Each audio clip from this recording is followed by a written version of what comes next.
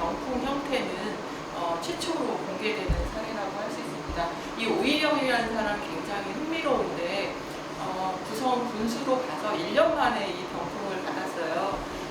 그 지역에 밀려있던 세금 문제도 상담해주고 또 부과된 세금 같은 것들을 좀 적극적으로 조정에 얘기해서 감세를 했던 이런 업적들이 아마 그 국민들한테 좀 울림을 주었던 것 같습니다. 오늘 공개하는 이 유물은 저희 그 보존처리실을 총괄 운영하고 있는 이양미 학예연구사가 이 보존처리실도 조성을 했고 2021년부터 이 자수병풍의 보존과학 조사와 처리를 담당해오고 있는데 23년도에 이제 마치고 또 서울시 무형유산으로도 저희가 등재가 되었고 오늘 이렇게 공개회를 가지게 되었습니다. 지금 보시면은 저희가 이 유물 같은 경우는 총 20폭으로 만들어져 있습니다. 근데 1폭에서 10폭까지 그리고 11폭에서 20폭까지 끊어서 만들어져 있고요. 그리고 1폭을 보시면은 이 유물의 제목을 나타나는 해운구성군수 오곡일명 만민 손덕병이라고 글씨가 자수로 놓여져 있습니다. 그리고 제작 시기를 확인할 수 있는 강무이년, 즉 1898년에 그 연도가 적혀 있고 12월이라는 제작 시기를 언급을 하고 있습니다. 그리고 2폭과 3폭에는 이 평안북도 구성군수 오일영의 그러한 선정을 승송하는 손덕문이 이렇게 적혀 있고요.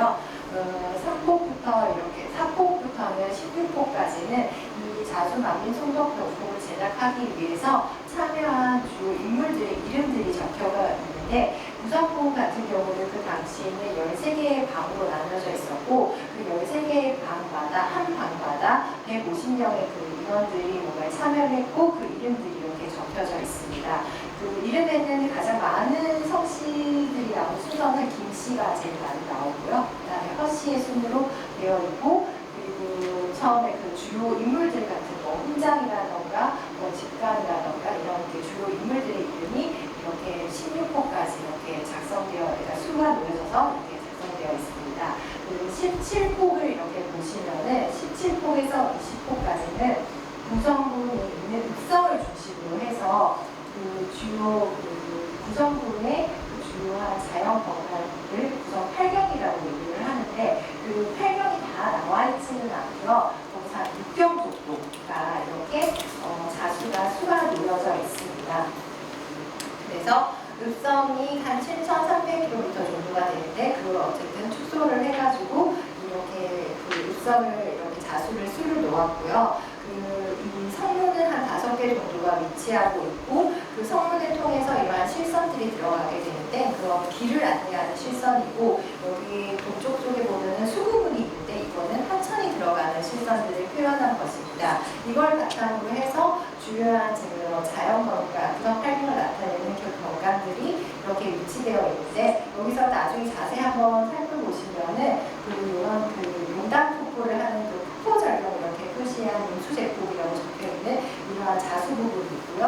그리고 불암산의 그 이른 아침을 나타내는 안개낀 모습을 나타내는 불암조랑이라는 이런 그 위치까지도 이렇게 표현되어 있어가지고 이 자수 지도를 살펴보시면 나름의 재미가 있을 거라고 저는 생각을 합니다. 이뿐만이 아니라 여기에 있는 뭐 군사시설이라던가 경제시설 그리고 종교시설 같이 다 표시가 되어 있고 인근에 그 평안북도 주위에 있는 인근 도시들 같은 경우가 어디까지 거리가 어느 정도 차이가 나는지를 좌우에 이렇게 보시면은 거리까지도 안내를 하고 있어가지고 그걸 통해서도 이렇게 한번 더 살펴보시는 재미있는 부분들이 있어서 한번 자세히 한번 보시면 되게 좋을 것 같습니다. 그리고 지금 나눠드린 자료집에도 세세하게 어떤 곳이 어디에 위치되어 있고 그런 팔경들이 어떻게 적혀 있는지까지도 안내가 되어 있어서 비교해 보시면 좋을 것 같습니다. 그리고 이 보존처리 과정에서 나왔던 그러한 주요 내용들을 이제 간단하게 말씀을 드리도록 하겠습니다. 이 유물 같은 경우는 원래 그 보존처리 대상이 되었던 이유는 저희 박물관 상설 전시실의 전시교체 대상 자료로 선정이 되었기 때문에 보존처리를 시작하게 되었습니다.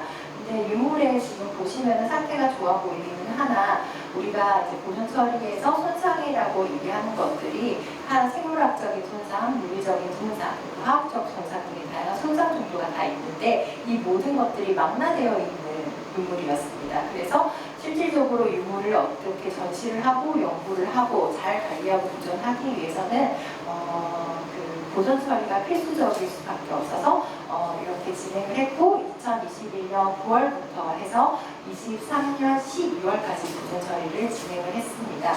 이게 보존 처리를 할 때는 항상 원 유물을 근거로 원 재료를 활용을 하고 그거를 이렇게 처리의 방향성을 세우게 되는데 이 유물 같은 경우는 개장이 여러 차례 된 걸로 확인을 할 수가 있었습니다. 근데 개장을 몇 회 했는지에 대해서 정확하게 남아있지는 않고 마지막 개장을 근거로 할 수밖에 없는 상황이었는데 해체 당시에 유물을 이렇게 해체를 하다 보니까 이 안쪽 배적지에 그 신문지라던가 도배지를 활용해가지고 보관을 했더라고요. 그랬을 때 그 신문이 한국일보 신문이 있었는데 거기 1975년 7월 그리고 4월 8일, 4월 11일의 날짜가 적혀 있어서 그때를 어떻게 보면 마지막 개장 시점이겠구나라는 생각을 했었습니다.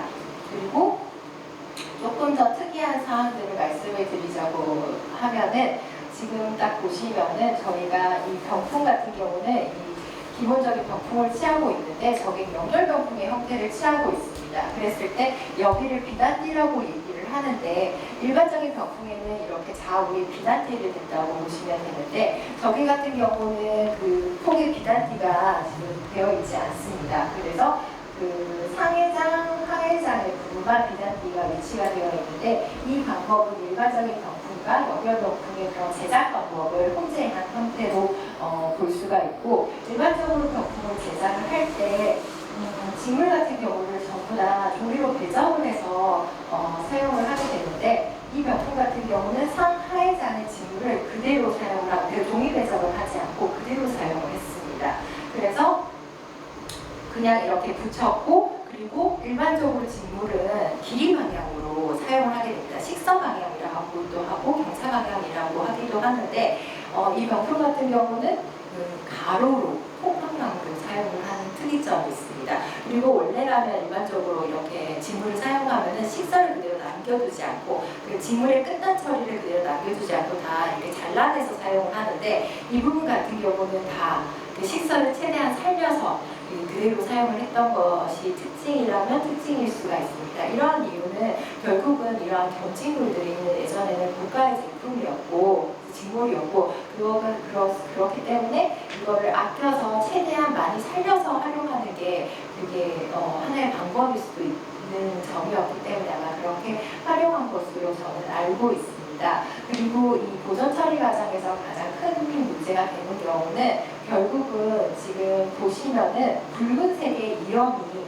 색이 번지는 현상이 지금 많이 나타나고 있는데 이게 저희가 자주병풍을 처리할 때 가장 중요하게 생각하는 그 문제점, 그 주안점이 이 이염에 대한 현상입니다. 근데 이거는 굳이 그 보존 처리 단계뿐만이 아니라 관리하는 단계에서도 이 붉은색 이염이 되게 큰 문제가 될 수가 있거든요. 이것은 결국은 염색에 대한 문제까지도 넘어가게 되는데 이 염료가 붉은색 염료 같은 경우는 기본적으로 뭐 홍화라던가 뭐 푸치닐 등을 이용해서 하는데 결국 홍화 같은 경우는 수용성의 그러한 염료의 특성을 띠기 때문에 물이 닿으면은 멈지거나 용출되는 그런 형태를 취하게 됩니다. 그럼 그걸 방지하기 위해서 저희는 매염제를 활용하기도 하는데 매염제를 쓴다고 해서 그게 크게 보존이 되거나 그걸 막아주는 게 그렇게까지 많이 뛰어나지는 않아서 이 처리 과정에서는 결국은 이 화면 뒤에 있는 배적지를 제거를 해야지만 보존 처리를 진행할 수가 있는데 그게 결국은 물이 가까이 닿으면은 결국은 번질 수밖에 없는 그런 문제점이 있다 보니까 그런 것들을 어떻게 하면은 잘 번지지 않고 처리하는 것이 관건이고 그게 결국은 실력이고 그게 결국은 노하우라고 저는 생각을 합니다. 다행히 저희는 이제 기존에는 관리와 뭐 재개장을 통해서 번짐을 제외하고는 처리 과정에서의 추가 번짐은 또 없었습니다. 그래서 잘 보존 처리가 된 상태이고요.